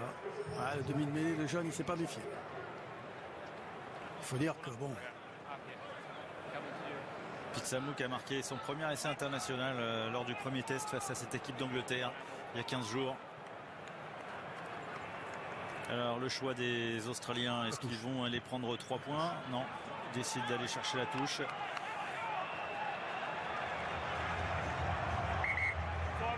Dans les 22 mètres adverses, c'est à peu près équivalent. Oui, ça s'est pas beaucoup passé dans cet endroit-là. Il n'y a pas eu beaucoup de... Un McDermott qui rentre. Tate McDermott à la place de Nick Wright à la mêlée. Mais lui, c'est déjà un joueur qui a un peu d'expérience. Donc il est capable de prendre la suite de Nick Wright et de faire jouer son équipe dans le bon tempo. C'est possible. Donc on a cassé la charnière des Brumbies, puisque McDermott il est du côté des Reds. Le lancer gagné par Matt Phillips. Les Anglais qui sont écroulés. L'arbitre a silicone. Il y a quelqu'un en dessous là, c'est pas normal. Il ne peut pas se sortir. Non mais gagné par les Anglais. Là, je serais curieux de voir la défense là, parce que c'est le 4e ballon gagné par les Anglais sur 12 ballons perdus. C'est les 4 ballons gagnés. C'est Cornelos. Ouais, ça c'est Cornelos qui est au sol. Ballon bien pris. Et ensuite, ça sort pas. Le ballon sort pas. Donc mal négocié. Vous avez vu le ouf de soulagement de John Hill quand l'arbitre a sifflé en faveur des Anglais. Matt Phillips. 13 matchs avec la section paloise la saison dernière. Top 14 que vous retrouverez bien sûr début septembre. Ça arrive vite. Premier week-end de septembre sur les antennes de Canal. La Pro D2, ça sera la semaine d'avant. Le jeudi 25 et le vendredi 26 août. Rendez-vous des prochains matchs de Pro D2. Première journée bien sûr. Avec Van Poortvliet là qui dégage les Anglais. 20 minutes encore dans ce match.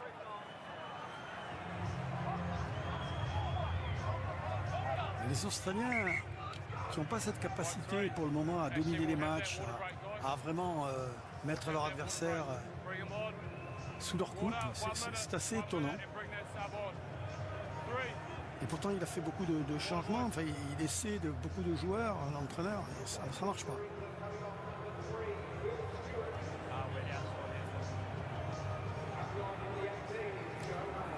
Alors qu'est-ce qu'il pourrait faire? Il n'a pas non plus le choix des hommes, il n'en a pas beaucoup. Alors bien sûr, il a des hommes qui sont en Europe, comme les Arnold, mais je ne pense pas que ça change carrément, parce que derrière, il a les meilleurs joueurs. Il y a Will Skelton qui... Oui, c'est ça, mais oui, alors il lui faudrait des avants peut-être un peu plus combatifs. Oui, on vous parlait du top 14 et de la Pro D2, mais d'ici là, avant le retour de la Pro D2 le 25 août prochain, sur les antennes de Canal, eh bien, le rugby ne va pas s'arrêter avec cette journée magnifique des tests internationaux, parce que bien sûr vous aurez le Rugby Championship qui vous sera proposé au mois d'août, sans oublier le Super 7 là aussi au mois d'août, avec 3 week-ends, les étapes de Perpignan, La Rochelle et Pau. Le Super 7, ça sera fin août. Enfin bref, il y a encore beaucoup de rugby sur les antennes du groupe Canal durant tout l'été, avant le retour des championnats domestiques Pro D2 et Top 14.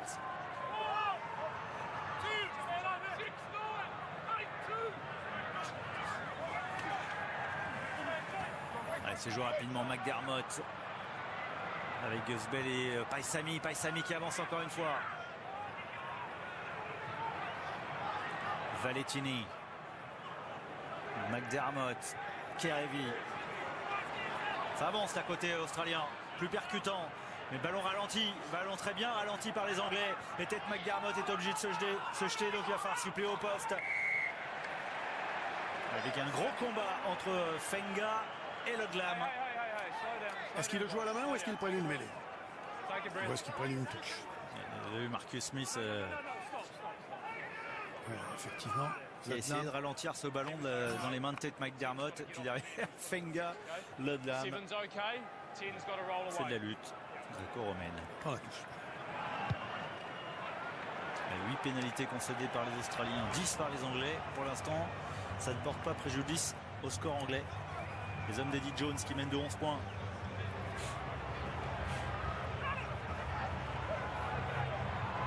Le lancer de Faolao Fenga.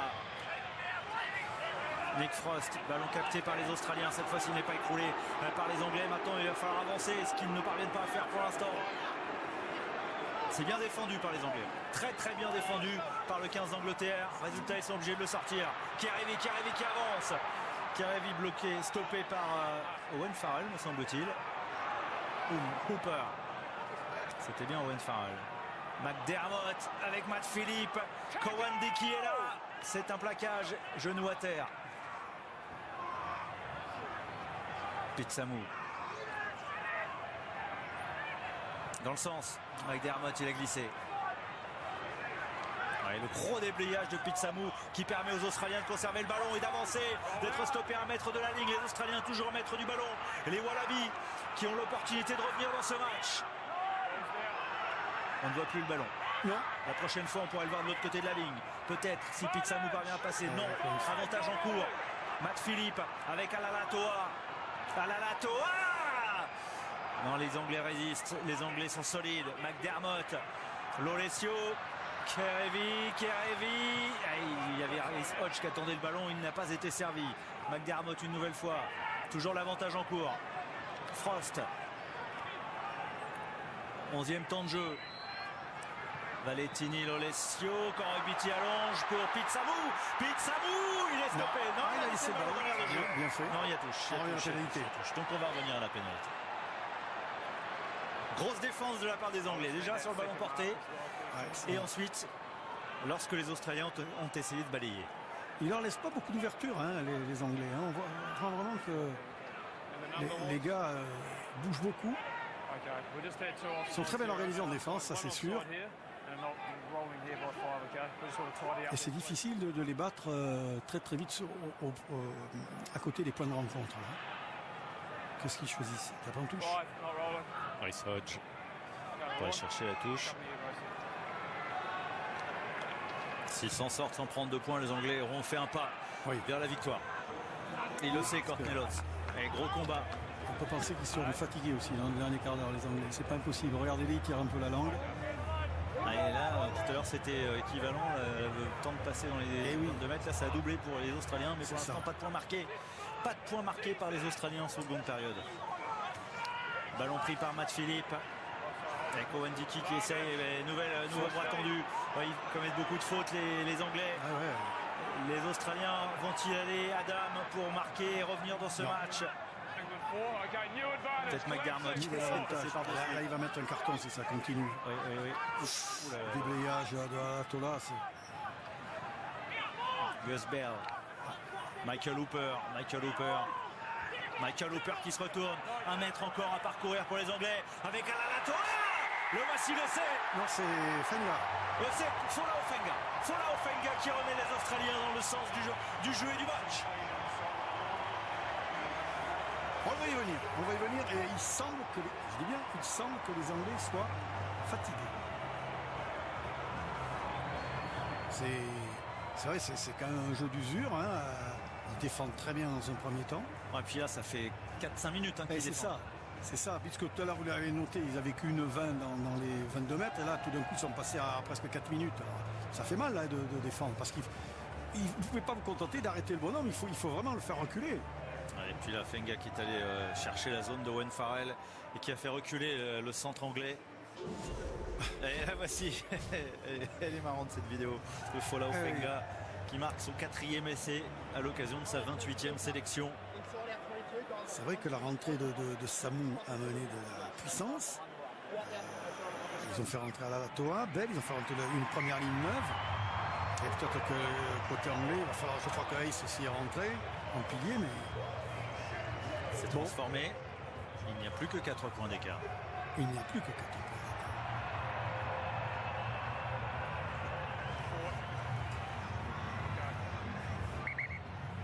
C'est un match qui se joue à 23, on le rappelle régulièrement. Les décideurs, les finisseurs, vous les appelez comme vous voulez. Oui, ceux qui vont entrer pour peut-être forcer la décision, peu importe. En tout cas, les Australiens sont revenus à 4 longueurs. Fola Ofenga. Ouais, c'est ça, il fait du coaching aussi. Avec Willis, Jack Willis et Isiekwe. Jack Willis. pour sa 4e sélection et Nick Izikwe pour sa 8e, le joueur des Saracens. Ah, les Anglais ont besoin de 109.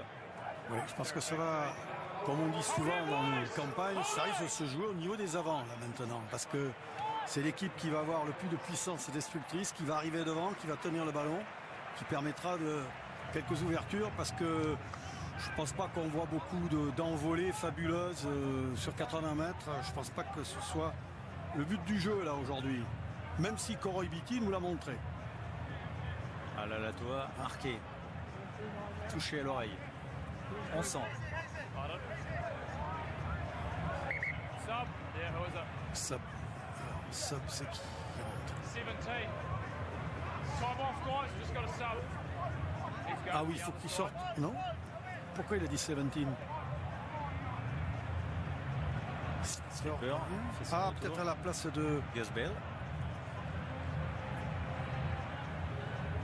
Ouais, il est touché. Ah, parce qu'il est touché, Bell, ouais, c'est ça. Oui, il est touché. Ouais. Ouais, c'est au niveau de la jambe gauche. Ah oui, c'est musculaire. Ah ouais, Jordi Waratahs là, c'est terminé. Donc James Slipper, du haut de ses 33 ans, fait son retour. Et Len Ikitao, joueur des Brumbies également. Voilà. Ballon au chaud. Ballon pour les Anglais qui avancent, qui entrent dans la moitié de terrain adverse. Ikitao est entré à la place de Paisami, qui faisait beaucoup de différence. Mais là aussi, il y avait besoin de fraîcheur. Pour Fleet. Il y a eu quand même un message fort de la part des Jones dans ce match. C'est quand même la sortie prématurée de Danny Kerr pour faire entrer le jeune Van Porfleet. Mais enfin, il l'avait amené en tournée un peu pour, je vais dire, faire les utilités, mais pour faire le nombre un peu. Oh, on était pas loin de l'interception, mais Tom Wright a trouvé une solution à l'intérieur. Tom Wright qui va être servi à nouveau. Tom Wright, il attend le soutien. Il n'a pas réussi à passer les Bien joué par Farrell. Il n'a pas réussi à passer les mais Farrell défend très bien sur le coup. Il empêche la passe à l'intérieur, il navigue, il évite la passe externe. Ouais, parce que là, on était parti pour revoir un 1-2. Le même, le remake. Exactement, comme tout à l'heure. Les Australiens qui doivent être patients. Il reste 12 minutes dans ce match avec Samu. Samu qui fait mal depuis qu'il est entré à cette défense anglaise. Alalatua face à Vunipola. Lolesio, Kerevi au pied. Kerevi. Ça remet la pression. Kerevi avec une touche à 5 mètres de la ligne d'en but de l'équipe d'Angleterre. Il sait très bien ce qu'il va faire, Farrell. Il va très bien défendre. Voilà, regardez le Farrell. Hop, il navigue. Là, on ne peut pas faire la passe. Et puis il y a Stewart qui est là en sentinelle. Et le jeu au pied de Kerevi est bien fait. Et cet homme-là, les avants australiens commencent un petit peu à les entamer physiquement aux autres. Et Johnny Hill qui a beaucoup donné lui aussi, le deuxième ligne d'Exeter.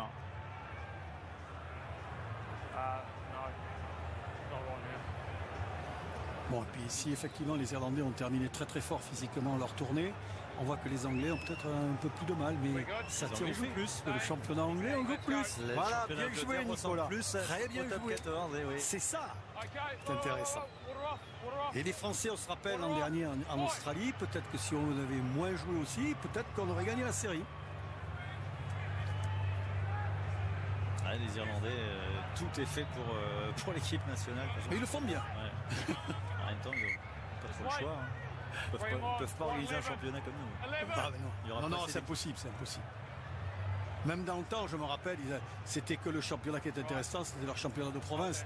Mais quand vous aviez Old Belvedere contre Blackrock College, Blackrock leur mettait 35 points, puis Rideau, on passait à la buvette après. Troisième sélection pour Harry Arundel, joueur des London Irish, qui a marqué un essai lors du dernier tournoi des moins de 20 ans face à l'équipe de France. Il ne faut pas se tromper. Bien joué. Bonne prise de balle de Courtney Loves. C'est précieux cette conquête de la part du capitaine du 15 d'Angleterre. Il est rentré, Philippe, ça y est. Il a tapé le maillot. Matt Philippe, il va falloir sortir cette balle. Il l'a senti, Van Porfleet. Mais bon, pendant que ça avance, ça permet de gagner un peu de terrain. Bien joué, le monde. Et Van Porfleet a joué rapidement parce qu'il y avait Valentini proche de contrer. Alors tout à l'heure sur une touche, rappelez-vous, Koroibiti avait fait de gros dégâts. Est-ce qu'ils vont essayer de rejouer de la même façon? Sauf que Corey Beattie était lié gauche. Alors c'est peut-être Wright qui va venir pour faire le dégât s'il faut. Mais il n'a pas la même puissance de perforation que le Fidjien. Alors si Jack Van Porfleet et Marcus Smith sont la charnière anglaise pour la prochaine Coupe du Monde, ça sera une jeune charnière. Parce que Van Porfleet, il y aura au maximum une grosse dizaine de sélections. Et puis à peine une vingtaine pour Smith. Bon, la nôtre est jeune, hein. Oui, mais elle a un peu plus d'expérience. Oui. Ah oui, mais j'ai pas dit qu'elle était... Moi, ils sont jeunes. Ce qu'on veut dire, Dupont, Tamac, Jalibert, c'est très très jeune. Hein. Tant mieux. Il est tombé sur un mur. Il a émis la flèche, mais... Ouf, Nick Frost qui recule. Oui. Ils vont retrouver du mordant les Anglais, mais il y a Kerevi qui remet ses Australiens dans l'avancée. McDermott et Kitao. Corey Beattie relève cette balle et vient buter sur Vunipola. Mako Vunipola. Valetini, toujours ses 4 points de retard. Ils font exprès, ils insistent. Ouais, mais ils veulent fatiguer ces Anglais qui grattent le ballon néanmoins par Ezekiel. C'est Ezekiel? Non. Oui, c'est lui. Il est content. C'est bien, c'est un bon boulot. Le joueur des Saracens qui est allé gratter ce ballon. Mais je crois qu'ils ont raison quand même d'insister là-dedans, les Australiens. Ils ont raison. Il y a du sang partout sur les maillots. C'est vrai qu'avec le maillot blanc de l'équipe d'Angleterre, ça se voit toujours beaucoup plus. Ou de l'équipe de France, quand l'équipe de France joue en maillot. Moi. J'ai quelques souvenirs de la photo de Jean-Pierre Rive avec. Il avait le maillot blanc, je crois. Oui, c'est vrai. C'est exact. Bon, il avait souvent le maillot ensanglanté, Jean-Pierre. Mais quand c'était blanc, ça se voyait plus. Ça se voyait bien. On a vu Will Joseph, le jeune joueur rentré aussi de 19 ans. Non, il n'est pas entré, mais il se préparait, Will Joseph, alors qu'on voit cette charge de Valetini sur Ezekiel. Mais il recule, le 3e ligne australien face à la 2e ligne. Mais si vous n'essayez pas, vous ne savez pas si vous pouvez les enfoncer. Donc c'est plutôt bien fait. Alors ils ont fait rentrer les Australiens. Léota aussi qui va rentrer. Léota en 3e ligne. Je sais pas la place de qui. Peut-être à la place de Valetini, qui est un peu fatigué.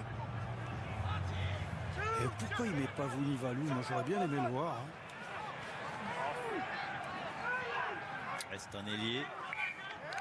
Mais le problème c'est que Tom Wright et Corey Beattie font un super match. Donc même si le ballon est rendu aux Australiens, c'est vrai qu'on ne les sent pas émoussés, Corey Beattie et Tom Wright. Non, mais il a une telle puissance l'autre que s'il est tout neuf, il peut aller sur 10 minutes, il peut vous faire une différence sur 80 mètres. C'est ça qui est intéressant.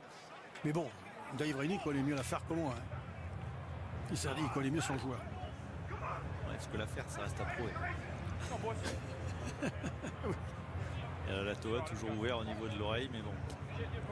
Alors les plaquages, ça fait une... C'est pas beaucoup côté anglais. Pas beaucoup de plaquages, en proportion.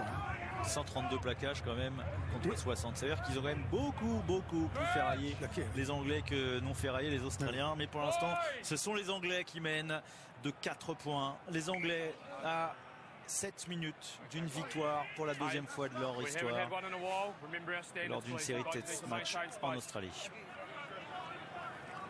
Mais en tous les cas, le pari d'Eddie Jones est bon parce qu'il a amené beaucoup de jeunes. Et ces jeunes-là, c'est pas qu'ils n'ont pas démérité, c'est qu'ils ont été assez convaincants. Ils ont été convaincants. Donc il a maintenant un réservoir pour préparer la Coupe du Monde.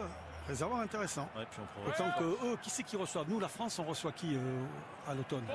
À l'automne, on reçoit l'Australie. Le 5 novembre prochain, premier match de la tournée au Stade de France. Ce sera l'Australie et ensuite ce sera l'Afrique du Sud et le Japon. Voilà. Pour l'équipe de France. Oui, mais donc les Anglais, ils doivent avoir certainement les Blacks qui vont venir chez eux. Les Anglais qui ont battu les Sud-Africains il n'y a pas longtemps, mais c'était vraiment limite. Ils avaient été vraiment bousculés avec Tom Wright stoppé par Owen Farrell, qui fait un gros match quand même, un drôle de match le centre anglais. Ah oui.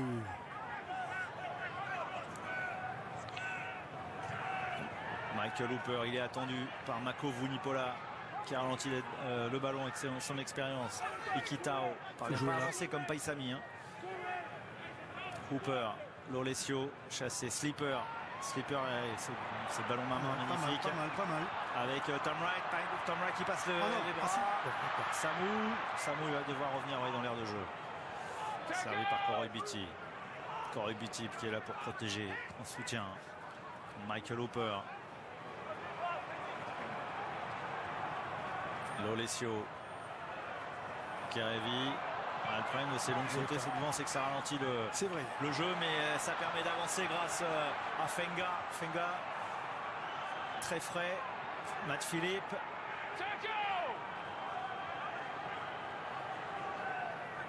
Et Kitao. Kitao avec encore Samu au soutien. Ballon conservé par les Australiens. C'est la ligne des 22 mètres de l'équipe d'Angleterre que vous voyez. Alalatoa qui recule. Ils ont du mal à franchir ce mur blanc. Ouais, mais peut-être avec Pitsamu. Au bout d'un moment, ça use, ça use. Eh oui. Mais combien de temps vont-ils pouvoir? Kerevi. On va gagner. Avec un gros déblayage. Ballon conservé. Ted McDermott, mais ça devient difficile pour les Australiens de parvenir à franchir cette défense anglaise. James Slipper. C'est le tournant.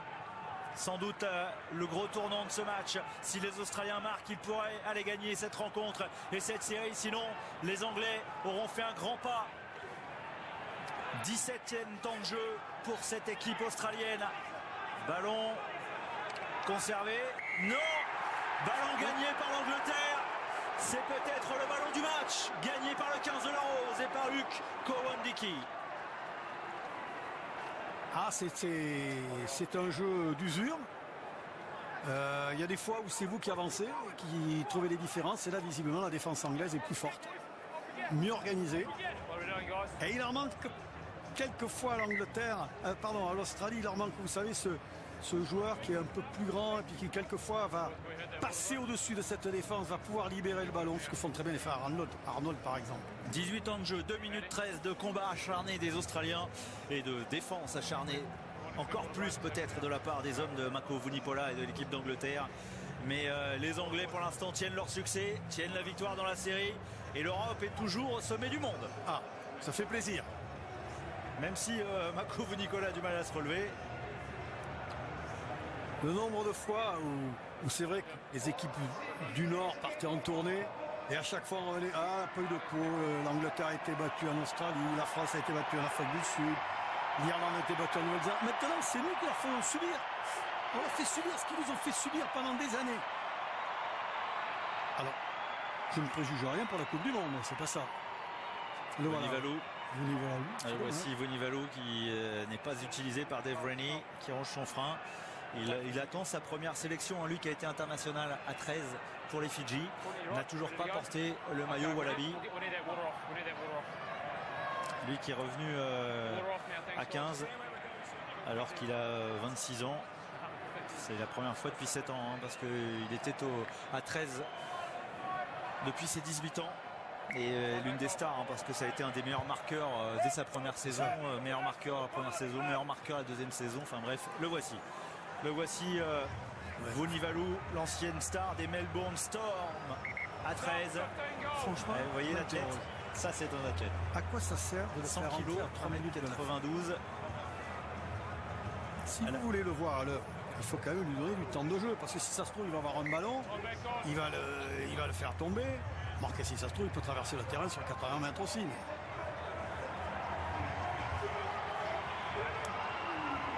Oui, un joueur né au Fidji, international à 13 au Fidji. Donc a gagné 2 fois le championnat à 13 australien, le meilleur championnat du monde à 13. Oui, on peut le dire. Mais là pour l'instant, je ne sais pas s'il va avoir l'occasion de toucher le ballon. Voilà, c'est pour ça que je trouve ça regrettable. Et les Anglais, eux, ils vont bien le mettre le ballon au chaud. Ils vont pas se presser, on va rejouer, tranquille. Voilà.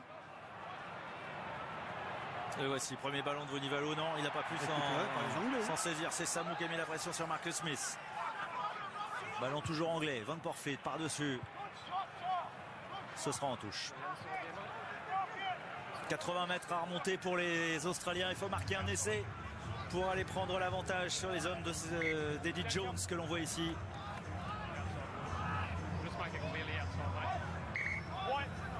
On n'en voit pas beaucoup quand même aujourd'hui, des essais de 80-90 mètres marqués de loin.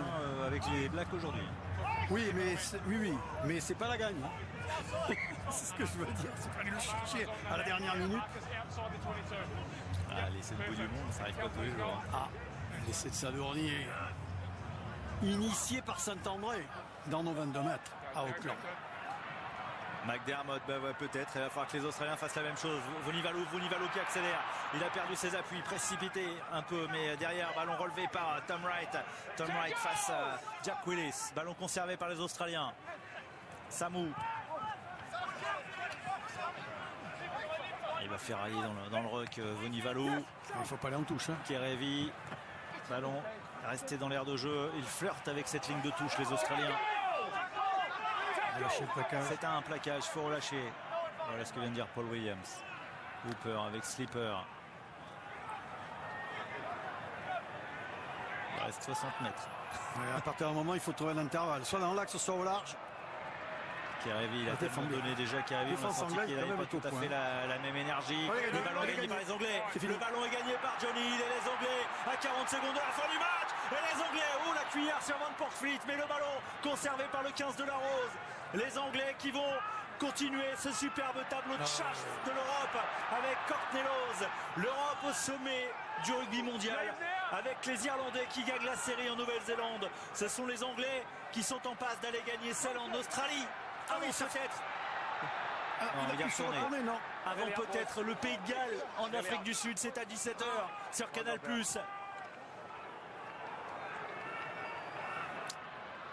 Alors on voit, bah oui, mais là c'est fini. Oui, c'est fini. Les Anglais, pour la deuxième fois de leur histoire, vont gagner une série en terre australienne. Les Européens toujours présents. Là c'est fini. On tente pour essayer d'aller le gagner. C'est gagné par Vunivalu. Bon, Vunivalu, on vous parlait du rugby à 13, des aptitudes du rugby à 13. Il est allé gagner ce ballon, mais là c'est 80 mètres qu'il faut gagner. C'est fini. Mais c'est fini, il y a eu la sirène.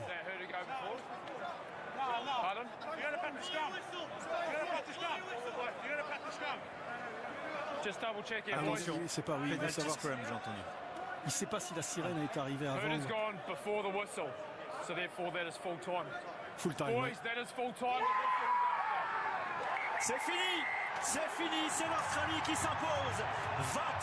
21-17 pour la deuxième fois de son histoire. L'Angleterre gagne la série en Australie.